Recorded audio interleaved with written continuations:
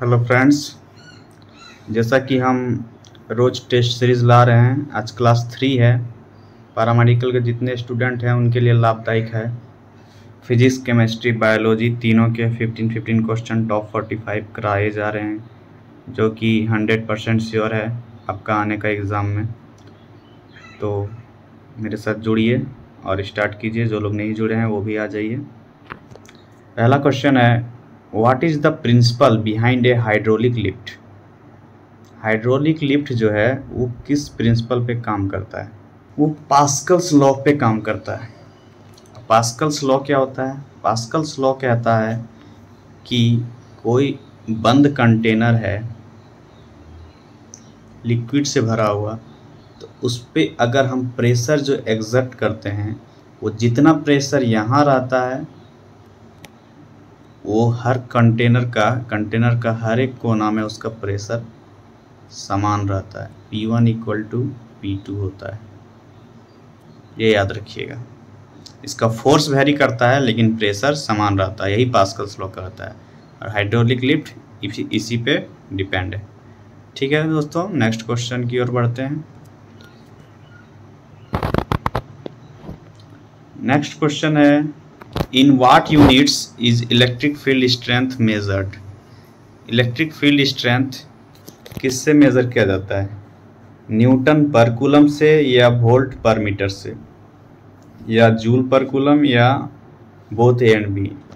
Electric field का formula होता है दोस्तों E = फोर्स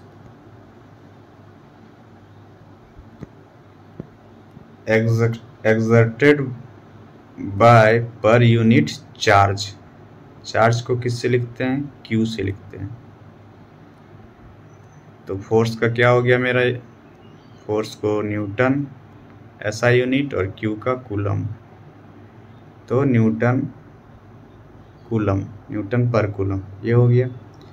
दूसरा, इलेक्ट्रिक फील्ड इक्वल टू होता है voltage per unit distance. Voltage को V से, डिस्टेंस को मीटर से नापते हैं। यानी इसका करेक्ट आंसर क्या हो जाएगा? Both A and B। इसके करेक्ट आंसर हो जाएंगे बोथ A एंड B। ठीक है। इलेक्ट्रिक फील्ड स्ट्रेंथ मेजर किससे होता है? न्यूटन पर कूलम से और वोल्ट पर मीटर से भी, ये याद रखिएगा। Next question, what type of lens is used in cameras. Camera में कौन सा लेंस यूज होता है? ये क्वेश्चन पहले भी हो चुका है। Convex lens, option number A इसका राइट आंसर हो जाएगा। ठीक है। Next question, the phenomenon of total internal reflection is observed in which device. Total internal reflection जो ऑब्जर्व किया जाता है वो किस डिवाइस में देखा जाता है? क्या वो प्रिज्म में होता है, क्या टेलीस्कोप में होता है, ऑप्टिकल फाइबर में होता है, फिर माइक्रोस्कोप में होता है? इसका करेक्ट आंसर हो जाएगा आपका ऑप्टिकल फाइबर। ऑप्टिकल फाइबर में देखा जाता है। और ऐसे टोटल इंटरनल रिफ्लेक्शन से हम लोग किसका ना जानते हैं? मिर्च का। ये 10th क्लास में है शायद, इसको पढ़ लीजिएगा, बहुत इंपॉर्टेंट है total internal reflection. Next question जाते हैं, what cause dispersion of light. Option a reflection, या रिफ्रैक्शन विथ वेवलेंथ डिपेंडेंसी, या स्कैटरिंग, या फिर एब्जॉर्प्शंस। डिस्पर्सन जो होता है वो रिफ्रैक्शन विथ वेवलेंथ डिपेंडेंसी के कारण होता है। ठीक है, वेवलेंथ डिपेंडेंसी, इसके वजह से डिस्पर्सन होता है लाइट का। Next question, what is the relation for centripetal force. Centripetal force का फॉर्मूला पूछा गया है। तो सेंट्रीपिटल फोर्स का फॉर्मूला mv²/r है, जहाँ पे m मास है, मास ऑफ ऑब्जेक्ट, v आपका वेलोसिटी है,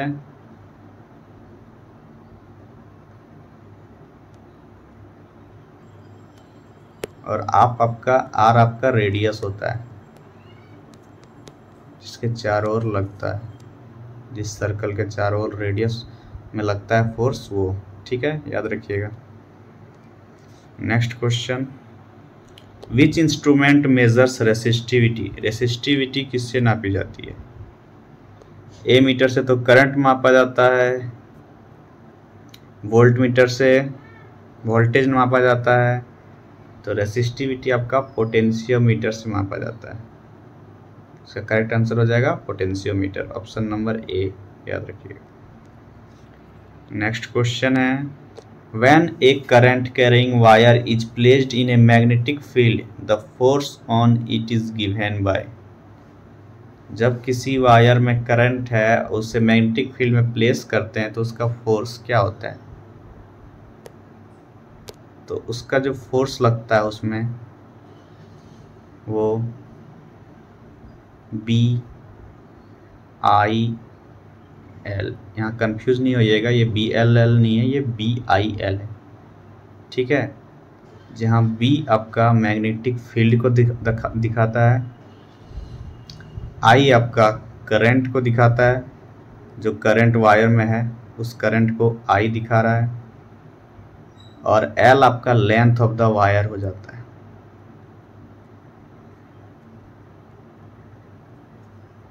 लेंथ ऑफ द वायर आपका L हो गया, तो इसका correct answer option number A हो जाएगा, ठीक है। नेक्स्ट क्वेश्चन, ये सब थोड़े मीडियम टू हार्ड क्वेश्चन है, लेकिन ये सब आते हैं एग्ज़ाम में, इसलिए आपको थोड़ा मेहनत करना होगा, और मैं तो मेरे से जितना हेल्प हो रहा है मैं कर रहा हूँ आप लोग का। आप लोग देखते रहिए क्वेश्चन, ये सब क्वेश्चन जरूर टच करेगा आपका। What is the time period of a simple pendulum dependent on? Simple pendulum का जो टाइम पीरियड होता है वो किस पे डिपेंड करता है? मास पे, या सिर्फ लेंथ पे, या मास या लेंथ दोनों पे, या फिर एम्पलीट्यूड पे? पेंडुलम का जो टाइम पीरियड होता है वो किसके बराबर होता है? Length by acceleration due to gravity, ये होता है, ये इसका फॉर्मूला होता है। तो किस पे डिपेंड है यहाँ पे? लेंथ पे। एक्सेलरेशन ड्यू टू ग्रेविटी तो ऑप्शन में है नहीं, तो इसका करेक्ट आंसर हो जाएगा लेंथ ओनली, ठीक है। पेंडुलम का ये होता है टाइम पीरियड का formula. Next question, which phenomenon demonstrates particle nature of light? जब लाइट का बात किया जा रहा है तो यहाँ पे तो फोटो इलेक्ट्रिक इफेक्ट ही होगा, ठीक है। लाइट, फोटो शब्द मतलब ही लाइट होता है, ठीक है, याद रखिएगा। What is the SI unit of magnetic flux? Magnetic flux का SI यूनिट बहुत स्टूडेंट को ये पता होगा, याद होगा, क्या होता है? वेबर होता है। आप कमेंट में बताइएगा टेस्ला किसका SI यूनिट होता है, ठीक है। जिन दोस्तों को नहीं पता है वो पढ़िए और कमेंट कीजिए टेस्ला किसका SI यूनिट होता है। Capacitor blocks which type of current? Capacitor जो होता है, यानी जिसको हम लोग कंडेंसर भी कहते हैं, फैन में भी लगाते हैं, वो किस टाइप ऑफ करंट को ब्लॉक करता है? AC को, DC को, या फिर दोनों को? तो हमारा जो कैपेसिटर होता है वो DC को ब्लॉक करता है, डायरेक्ट करंट को, ठीक है।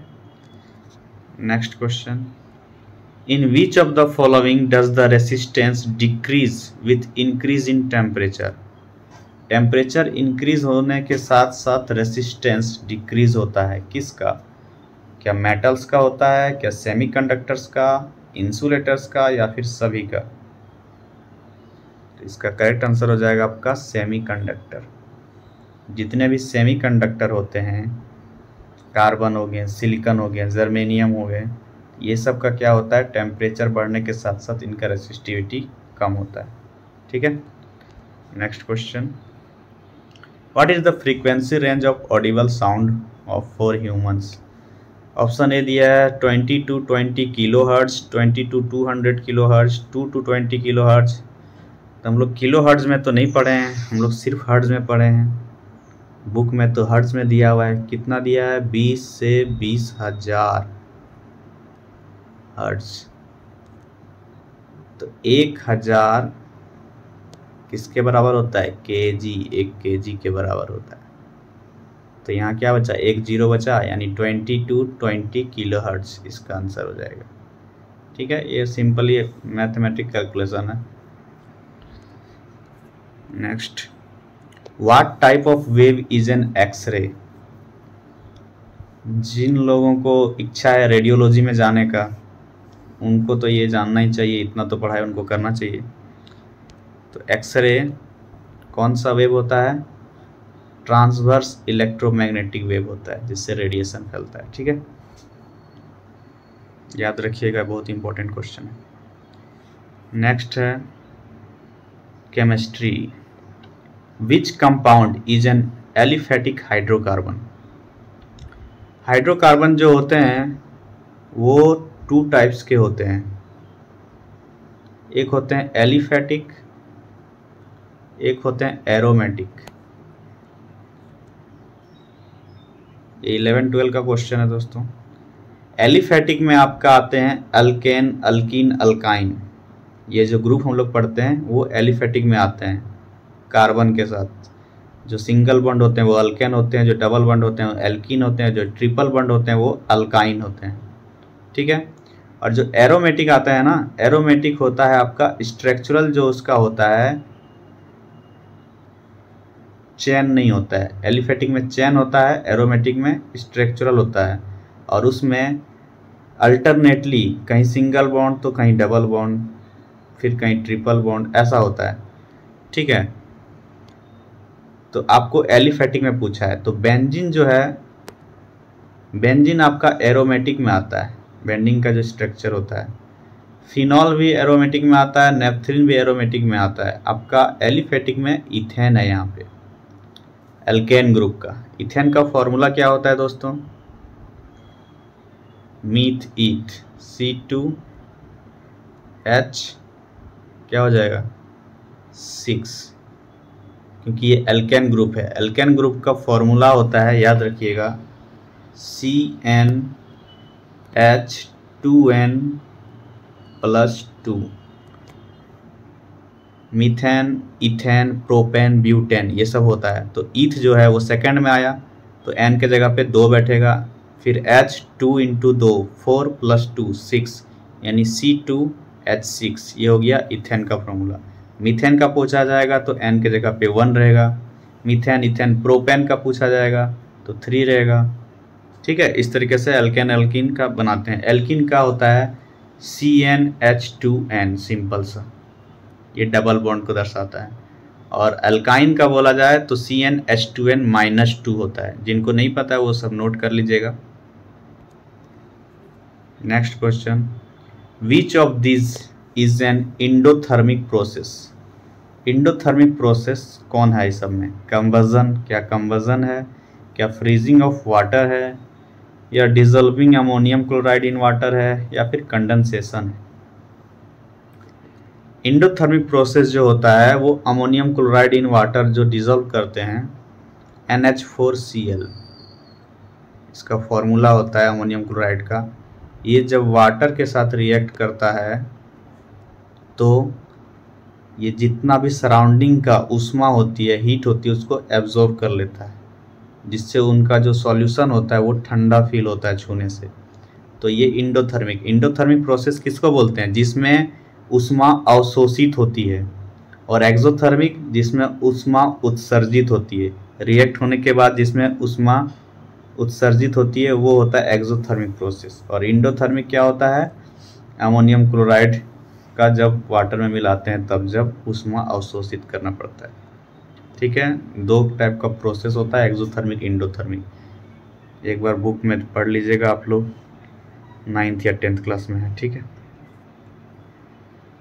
What is the oxidation state of carbon in CO2? CO2 में ऑक्सीडेशन स्टेट पूछा गया है कार्बन का। यहाँ पे ऑक्सीजन है, तो ऑक्सीजन का वैलेंसी कितना होता है? 2 होता है।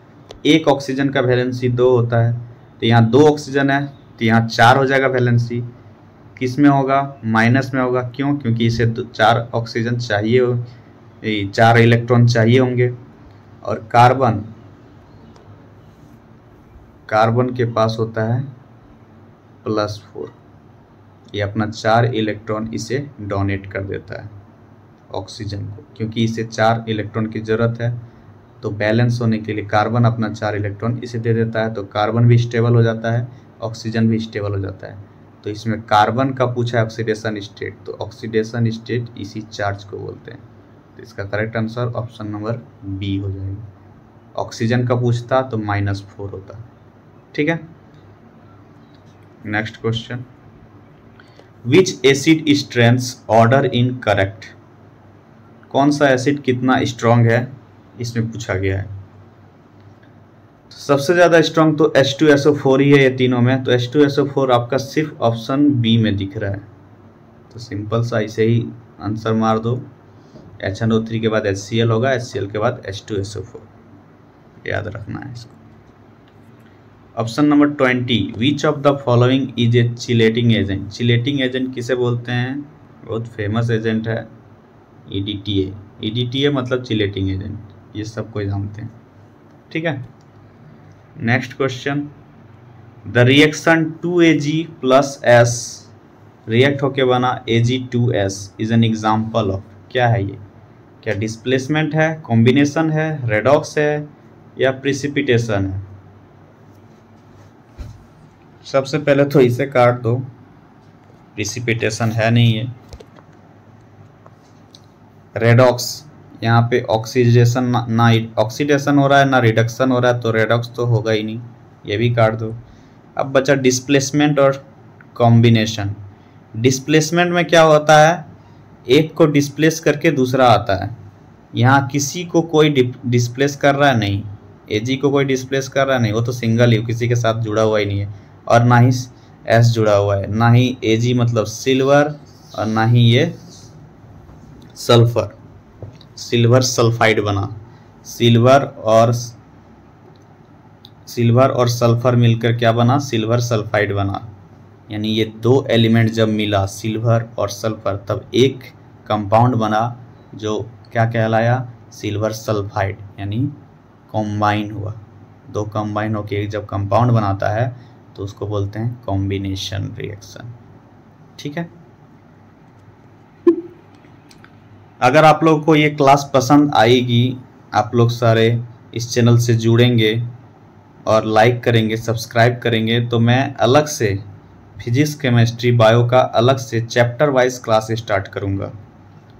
तो आप लोग अगर चाहते हैं कि मैं क्लास स्टार्ट करूँ इसके बाद, तो आप लोग कमेंट में बताइएगा। आप लोग चाहेंगे तो मैं ज़रूर स्टार्ट करूँगा। ठीक है, सारा एक एक टॉपिक बताऊँगा। What is the molarity of 1 mole solute in 1 liter solution? Molarity पूछा है, तो मोलारिटी का डेफिनेशन ही होता है, क्या होता है, 1 mole of solute per litre solution. 1 mole of solute per litre solution is called molarity. यानी किसी भी सॉल्यूट का अगर 1 मोल सॉल्यूट है और वो 1 लीटर सॉल्यूशन में जा रहा है तो वो का मोलारिटी 1 होगा। अगर 2 मोल ऑफ सॉल्यूट रहेगा और 1 लीटर सॉल्यूशन में जाएगा तो 2:1 2 होगा। अगर 2 मोल ऑफ सॉल्यूट रहे 1 मोल ऑफ सॉल्यूट रहेगा और 2 लीटर सॉल्यूशन में जाएगा तो उसका मोलर मास हाफ हो जाएगा, 0.5। ठीक है, यानी क्या होता है, 1 mole of solute bye 1 litre of solution होता है, सॉल्यूट बाय सॉल्यूशन। ठीक है, next question, which salt is formed when an acid react with A base. जब एक एसिड बेस के साथ रिएक्ट करता है, ये 9th क्लास में है एसिड बेस, उसी में है, बहुत सिंपल क्वेश्चन है। तो क्या फॉर्म होता है, सॉल्ट फॉर्म होता है। तो यहाँ पे तो सिंपल सा सॉल्ट को पहचानना है, ना NH3 सॉल्ट है, ना CO2 है, ना H2O2 है, यहाँ पे सिर्फ एक ही सॉल्ट है, वो है सोडियम क्लोराइड, जिसको हम लोग नमक बोलते हैं, जिससे हम लोग खाने में यूज़ करते हैं। ठीक है, next question, which gas is liberated when hydrochloric acid react with zinc. जब HCl का जिंक के साथ रिएक्शन होता है Zn के साथ, तो क्या फॉर्म होता है ZnCl2 + H2। ठीक है, तो इसमें क्या बोला है, कौन सा गैस लिबरेट होता है, तो सिंपल यहाँ दिख रहा है हाइड्रोजन होता है, तो इसका आंसर हाइड्रोजन हो जाएगा। Next question, which element is used in nuclear reactors as moderator. Nuclear reactor में मॉडरेटर के रूप में किसका यूज़ किया जाता है। यूरेनियम जो है इसका यूज़ फ्यूल के रूप में किया जाता है, ये याद रखिएगा। थोरियम ये भी इनडायरेक्टली फ्यूल के रूप में ही यूज़ होता है, और ये हमारा आने वाले भारत में सबसे ज़्यादा जो भंडार है थोरियम का, वो पूरा एशिया में जो सबसे ज़्यादा थोरियम का भंडार है वो हमारे भारत में है, और आने वाले फ्यूचर में ये थोरियम ही हमारा फ्यूल बनेगा, भविष्यत फ्यूल थोरियम को बोला जाता है। तो ये दोनों तो फ्यूल के रूप में करते हैं। मॉडरेटर के रूप में आपका ग्रेफाइट यूज़ होता है, ग्रेफाइट यूज़ होता है प्लस हार्ड वाटर D2O जिसको बोलते हैं, प्लस नॉर्मल वाटर H2O, ये दोनों यूज़ होता है। ठीक है, next question, what is the amphoteric oxide among this. Amphoteric oxide होता क्या है दोस्तों, पहले ये जानिएगा। एम्फोटेरिक ऑक्साइड, एम्फोटेरिक ऐसा चीज़ होता है जो अगर वो एसिड के साथ रिएक्शन करता है तो वो बेस जैसा बिहेव करेगा, उसका नेचर बेसिक हो जाएगा। अगर वो किसी बेस के साथ रिएक्ट करता है तो उसका नेचर एसिडिक हो जाएगा। तो वैसे ऑक्साइड्स को एम्फोटेरिक ऑक्साइड्स बोलते हैं। ठीक है, ये याद रखिएगा। अगर वो एसिड के साथ कर रहा है, अम्ल के साथ कर रहा है, तो वो क्षार का बिहेव करेगा, क्षार का उसका प्रकृति दिखाएगा वो, और अगर वो क्षार के साथ कर रहा है तो अम्लीय प्रकृति दिखाएगा। तो ऐसे ये क्या है, एल्यूमिनियम ऑक्साइड। और क्या होते हैं, लेड ऑक्साइड भी होते हैं। ठीक है, ये दोनों होते हैं amphoteric oxide. Next question, which metal is resistant to corrosion. Aluminium. हम लोग एल्यूमिनियम का गेट लगाते हैं, या एल्यूमिनियम का कोई भी सामान रहता है उस पर कभी भी जंग लगता है, बिल्कुल नहीं, ये तो जानते ही होंगे। Next question, what is the functional group in alcohol. Alcohol का फंक्शनल ग्रुप क्या है। जहाँ पे COOH रहता है जिस बॉन्ड में, वो उसको बोलते हैं कार्बोक्सिलिक एसिड। ठीक है, NH2 जिसमें रहता है वो अमोनिया ग्रुप होता है, CHO जिसमें रहता है वो एल्डिहाइड ग्रुप होता है, एल्डिहाइड, और अल्कोहल ग्रुप OH में होता है। इसका करेक्ट आंसर क्या हो जाएगा, OH। नेक्स्ट क्वेश्चन की ओर आते हैं, विच प्रोसेस सेपरेट्स कोलाइड्स। किस प्रोसेस से कोलाइड्स सेपरेट्स किया जाता है। क्या क्रिस्टलाइजेशन होता है, डिस्टिलेशन होता है, सेंट्रीफ्यूगेशन होता है, या फिल्ट्रेशन होता है। तो कोलाइड सेपरेशन सेंट्रीफ्यूगेशन से किया जाता है। ठीक है, याद रखिएगा। Next question, which orbital is spherical. कौन सा ऑर्बिटल स्फेरिकल का होता है, S orbital, P orbital, D orbital, या फिर F ऑर्बिटल। तो जहाँ स्फेरिकल की बात आए तो वो S ऑर्बिटल होता है। P का होता है अलग, D का होता है अलग, F का होता है अलग। इसे मैं आपको शेयर करता हूँ, आप इसे देख लीजिएगा, एग्जाम पॉइंट ऑफ व्यू से बहुत इंपॉर्टेंट है, इसे नोट कर लीजिएगा।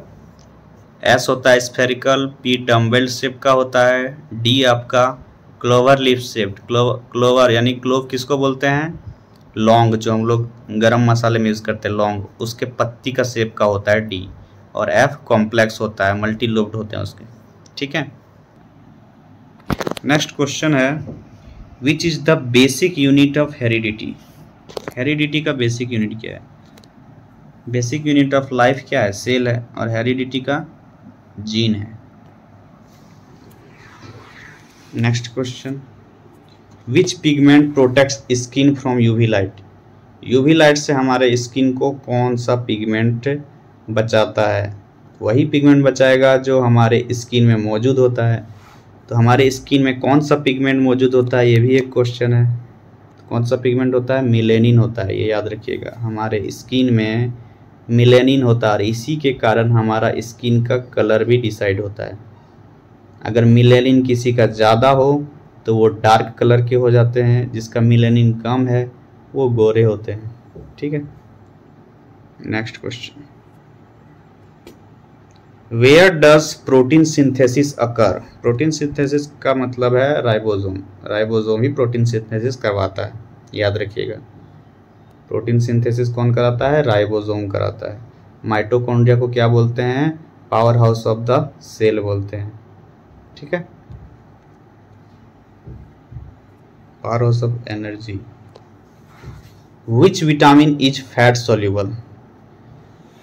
बी और सी जो होता है वो वाटर सोल्यूबल होता है, तो यहाँ बी, सी, डी, B12 है, तो यहाँ पे सिर्फ विटामिन डी है जो फैट सोल्यूबल होगा। इसके साथ साथ क्या होता है? ए होता है, ई होता है और के, ये सारे फैट सोल्यूबल होते हैं, याद रखिएगा। Next question, what type of blood cells contain haemoglobin? Haemoglobin किस में होता है? WBC में तो होता नहीं है, प्लेटलेट्स में भी नहीं होता है, प्लाज्मा में भी नहीं होता है, किस में होता है? RBC में होता है। Next question, which organelle is responsible for protein folding? Protein folding का काम कौन करता है? हमारा ER करता है, इंडोप्लाज्मिक रेटिकुलम।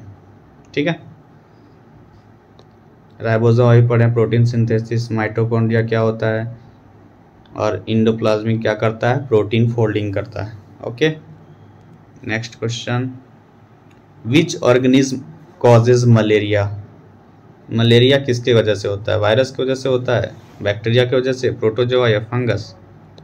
मलेरिया होता है प्रोटोजोआ की वजह से, मच्छर के काटने से। Which class of biomolecule do enzyme belong to? जो एंजाइम्स होते हैं वो कौन सा बायोमोलिक्यूल्स होता है? एंजाइम्स प्रोटीन्स होते हैं, जितने भी एंजाइम्स हैं सारे प्रोटीन्स होते हैं। ठीक है, लेकिन सारे प्रोटीन्स एंजाइम नहीं होते हैं, ये याद रखिएगा। सारे एंजाइम्स प्रोटीन हैं लेकिन सारे प्रोटीन्स एंजाइम नहीं हैं, ये बात आपको क्लियरली याद रखना है। Okay, next question, what is the site of photosynthesis in plants? ये क्वेश्चन रिपीट है, leaf. Next question, which hormone regulates metabolism? Metabolism को कौन रेगुलेट करता है? इंसुलिन तो हमारा शुगर को रेगुलेट करता है, एस्ट्रोजन तो फीमेल में सिर्फ पाया जाता है, तो मेटाबॉलिज्म तो मेल और फीमेल दोनों में होता है, तो इसका करेक्ट आंसर हो जाएगा थायरोक्सिन। जो थायरोक्सिन हार्मोन होते हैं वो हमारे मेटाबॉलिज्म को रेगुलेट करते हैं।